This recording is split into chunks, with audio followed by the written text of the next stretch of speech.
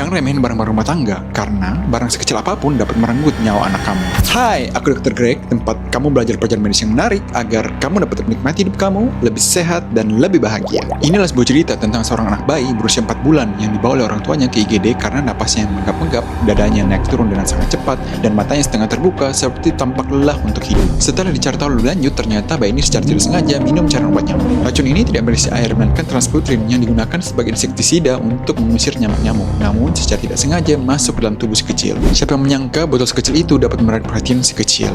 Semuanya berawal saat isi dari botol tersebut tumpah dan sebagian dari isinya masuk melalui mulut si kecil. Napasnya cepat seperti orang lari maraton. Badannya lemas, kesadarannya menurun, dan pada area dadanya terdengar suara aneh seperti suara tertumpuk cairan banyak pada saat dia bernapas.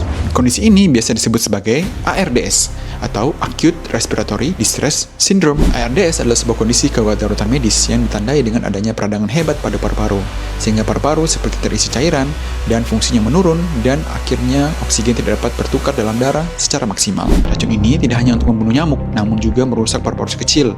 Paru-parunya menjadi bengkak, penuh cairan, sulit mengembang, hingga akhirnya situasi semakin genting dan dibutuhkan alat bantu napas. Namun cerita belum selesai di sana.